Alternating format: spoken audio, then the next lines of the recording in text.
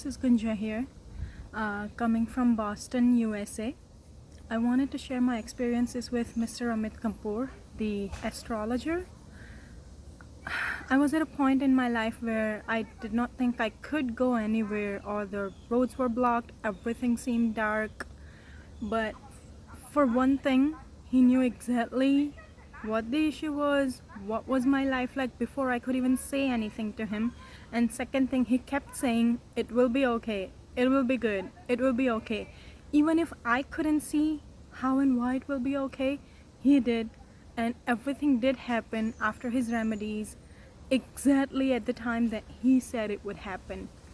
He's a great astrology. I used to believe in astrology before him too. He made sure my trust is instilled in the astrology. सत श्री अकाल, नमस्कार, आदाब। मैं हूं आपके साथ मनप्रीत खुल्लर। टीम अमित कपूर की तरफ से आप सबका स्वागत है। एक और नए टॉपिक को लेके हम आपके सामने हाजिर हो चुके हैं। आज का जो हमारा मेन टॉपिक रहेगा, जिस पे हम बातचीत करेंगे, वो रहेगा मैरिज लाइफ। कि मैरिज लाइफ कैसे सक्सेसफुल होती है, कौन सी समस्याएं आती हैं, कैसे जो है योग बनते हैं। इसके बारे में हम डिटेल में बातचीत करेंगे, लेकिन सबसे पहले स्वागत कर लेते हैं अमित जी का। अमित कपूर जी हमारे साथ मौजूद है, बहुत बहुत स्वागत है अमित जी। नमस्कार। आज का जो हमारा मेन टॉपिक है वो मैरिज लाइफ है। सबसे पहले अमित जी, सवाल कि योग कैसे बनते हैं शादी के? देखिए, योग कैसे बनते हैं, इसके पीछे दो कैलकुलेशंस हैं जी, जो मेन है। सबसे पहले है आपके बर्थ चार्ट में महादशा किस प्लैनेट की चल रही है, अंतरदशा किस प्लैनेट की चल रही है, और गोचर में उन दो प्लैनेट्स की क्या पोजीशन है। ओके। अब अगर आपके ऊपर महादशा चल रही हो राहु की या केतु की, और आप गोचर में गुरु को एनालाइज करते रहो, शनि को एनालाइज करते रहो, तो शादी के योग आपको एग्जैक्ट कैलकुलेट आप नहीं कर सकोगे। शादी देखने के लिए दो तीन चीज़ों का होना हॉरोस्कोप पे बड़ा ज़रूरी है। एक तो हम ये देखेंगे, क्या शुक्र के ऊपर से गुरु निकल रहा है, क्या शुक्र के ऊपर से बृहस्पति का गोचर हो रहा है, या आपके बर्थ चार्ट के शुक्र को गुरु देख रहा है। पहली बात तो ये। दूसरी बात ये कि क्या बृहस्पति आपके लगन में, आपके 7th हाउस में गोचर कर रहा है। अगर 7th हाउस और लगन में गोचर कर रहा है और महादशा या अंतरदशा में भी गुरु चल रहा है, तो ये तो बन गए आपके शादी के योग। यानी कि आपकी शादी इस टाइम फ्रेम में हो जाएगी जब गुरु 1st हाउस या 7th हाउस में गोचर करना शुरू करेगा, या 3rd हाउस में गोचर करना शुरू करेगा, या 11th हाउस में गोचर करना शुरू करेगा, क्योंकि उसकी दृष्टियां जो होंगी वो आपके 7th हाउस पे होंगी। और अगर महादशा में भी बृहस्पति है, अंतरदशा में भी बृहस्पति या अंतरदशा में बृहस्पति है, तो 100% इस टाइम फ्रेम में आपकी शादी जो है वो कन्फर्म होगी जी। अमित जी, शादी कंफर्मेशन का तो आपने बता दिया, लेकिन शादी होने के योग भी आपने बता दी, लेकिन शादी में जो समस्याएं आती है, शादी हो जाती है, बड़ी प्रॉब्लम्स फेस करनी पड़ती है, कपल्स में दिक्कतें आनी शुरू हो जाती हैं, फाइट्स शुरू हो जाती हैं, वो डिस्प्यूट्स होने लग जाते हैं, वो सब क्यों होते हैं? देखिए, कई बार ऐसा होता है मनप्रीत जी कि हम हॉरोस्कोप मैचिंग नहीं करते शादी करने से पहले। लड़का मांगलिक है, लड़की नॉन मांगलिक है, या लड़की मांगलिक है, लड़का नॉन मांगलिक है, या एक प्रबल मांगलिक है, एक स्मॉल मांगलिक है। मांगलिक भी 2-3 तरह के होते हैं। लगन कुंडली से मांगलिक होता है, चंद्र कुंडली से मांगलिक होता है, शुक्र से मांगलिक होता है। तो मांगलिक कहाँ से हैं, पहले ये जानना बड़ा ज़रूरी है। दूसरी बात, आपके 7th हाउस के लॉर्ड की आपके बर्थ चार्ट में क्या पोजीशन है। क्या 7th हाउस का लॉर्ड कहीं नीच का तो नहीं है? क्या 7th हाउस के लॉर्ड के ऊपर राहु केतु का एस्पेक्ट तो नहीं है? या आपकी कुंडली में शुक्र नीच का तो नहीं? अगर शुक्र आपके हॉरोस्कोप में 4 नंबर में है, 5 नंबर में है, 6 नंबर में है, या 9 नंबर में है, डेफिनेटली आपका डिवोर्स होगा, डेफिनेटली आपकी रीमैरिज होगी, और वो भी सक्सेसफुल ज़्यादा नहीं होगी। तो आपका अगर शुक्र वीक है बर्थ चार्ट में, शुक्र आपका 4 नंबर, 5 नंबर, 6 नंबर या 9 नंबर में है, तो आपके डिवोर्स होने के चांसेस बड़े बढ़ जाएंगे। अगर आप मांगलिक हो, आपका स्पाउस नॉन मांगलिक है, तो भी डिवोर्स होने के योग बढ़ जाएंगे। अगर आपका 7th हाउस का लॉर्ड वेल प्लेस नहीं है, तो भी आपके डिवोर्स होने के योग बढ़ेंगे। राहु 7th हाउस में होगा, केतु 7th हाउस में होगा, और उनकी दशाएं चल पड़ेंगी आपके ऊपर, तो भी आपके डिवोर्स होने के चांसेस जो हैं वो मनप्रीत जी बढ़ जाएंगे। तो ये चांसेस बनते क्यों हैं, ये डिस्प्यूट्स होते क्यों हैं कपल्स में? देखो, ये डिस्प्यूट इसलिए होते हैं अगर मेलेफिक प्लैनेट 7th हाउस में प्लेस्ड हैं। राहु प्लेस्ड हो, केतु प्लेस्ड हो, मंगल प्लेस्ड हो, या मंगल राहु की युति हो, मंगल केतु की युति हो, चंद्र राहु की युति हो, चंद्र केतु की युति हो, सूर्य राहु की युति हो 7th भाव में। 7th भाव आपकी शादी का भाव है। 7th house is a house of your marriage. अगर इसमें सूर्य राहु, सूर्य केतु, चंद्र राहु, चंद्र केतु, मंगल राहु, मंगल केतु की युति है, तो डेफिनेटली आपकी लाइफ में, आपकी मैरिज लाइफ में प्रॉब्लम्स आएंगी, डिस्प्यूट्स होंगे, लड़ाई झगड़े होंगे, और हर तरह से आपको कलह क्लेश का सामना करना पड़ेगा। जी। और इसमें कोर्ट कचहरी तक की भी जाने की नौबत, जैसे 8-8 साल से डिवोर्स केस चल रहा है, 7 साल से चल रहा है, 5 साल से चल रहा है, लोगों को तलाक नहीं मिल पा रहा। जिन लोगों का मंगल 7th हाउस में होता है उनके साथ ये इवेंट्स लाइफ में ज़रूर होते हैं। ओके।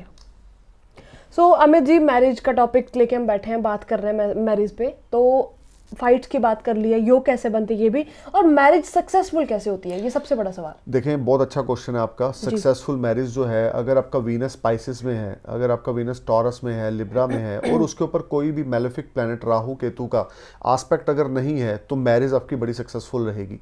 अगर आप मांगलिक नहीं हो, मंगल आपका 5th हाउस में है, 9th हाउस में है, 10th हाउस में है, आपके 11th हाउस में, 2nd हाउस में है, आपके 3rd हाउस में है, आप मांगलिक नहीं हो, तो भी आपकी मैरिज लाइफ सक्सेसफुल रहेगी।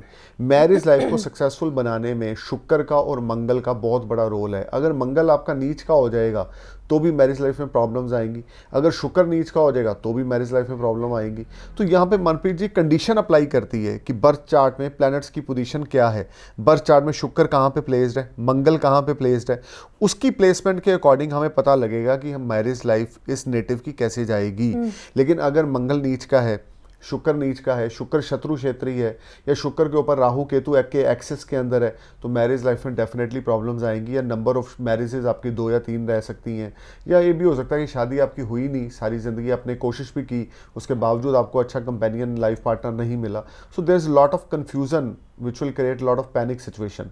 तो आप ये समझ के चलें कि आपको शादी करने से पहले, शादी एक बहुत बड़ा लाइफ का मनप्रीत जी डिसीजन है, शादी करने से पहले सबसे पहले अपने बर्थ चार्ट को एनालाइज करवाएं, किसी एक्सपर्ट एस्ट्रोलॉजर से एनालाइज करवाएं कि आपके बर्थ चार्ट में शादी के लिए क्या आप मांगलिक तो नहीं। अगर मांगलिक हो तो मांगलिक से ही शादी आपने करनी है, अगर आप नॉन मांगलिक हो तो नॉन मांगलिक से आपने शादी करनी है।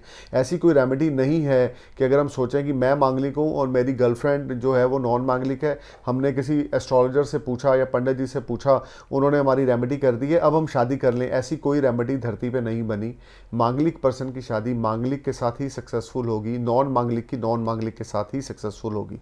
और वीनस को चेक करना, बृहस्पति को चेक करना आपके बर्थ चार्ट में आपको बताएगा कि आपकी मैरिज लाइफ कैसे चलेगी, लाइफ में आपको कितनी खुशियों का सामना, कितने पॉजिटिव इवेंट्स शादी के बाद आएंगे, कितने नेगेटिव इवेंट शादी के बाद आएंगे, ये सब मंगल, शुक्र और बृहस्पति की पोजीशन से पता लगता है। जी। सो जाते जाते अगर एक ये मैं पूछूं कि उपाय क्या हो सकते हैं इन चीजों को सॉर्ट आउट करने के, ओवरऑल मैरिज उपाय जो है मनप्रीत मैं पहले बता चुका हूँ, वो birth chart to birth chart verify करते हैं। उपाय ऐसे हम आपको नहीं बता सकते जब तक नेटल चार्ट को देखा ना जाए, D9 को ना देखा जाए, नवाश को ना देखा जाए। अब बहुत सारे लोग हैं कहते हैं लगन कुंडली में हम मंगलिक नहीं है, लेकिन नवाश में हम मंगलिक है, तो हम मंगलिक ही कहलाओगे, क्योंकि जो नवाश चार्ट है वो लगन कुंडली का टेल है, यानी कि उनकी पूंछ है। तो जो प्लैनेट लगन कुंडली और नवाश में स्ट्रांग होंगे, उसी तरह के रिजल्ट्स आपको लाइफ में देखने को मिलेंगे। जी, बहुत बहुत धन्यवाद हमारे साथ खास तौर पे बातचीत करने के लिए।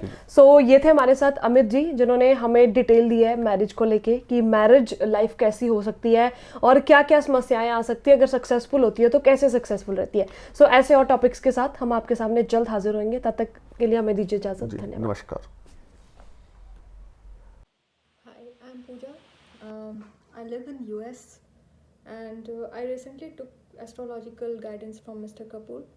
I always believed in karma and looked forward to get some guidance from an astrologer. First time in my life I got Mr. Kapoor as an astrologer, who is the best astrologer I would suggest to anyone. His prediction was 200% accurate and whatever remedy he provided was fruitful. And Mr. Kapoor is really a good person and he supported me and guided me throughout. The best thing is he has a great positive attitude towards everything in his life, and his solutions are amazing. If you are going through any difficulties in your life, please consult Mr. Kapoor. Thank you.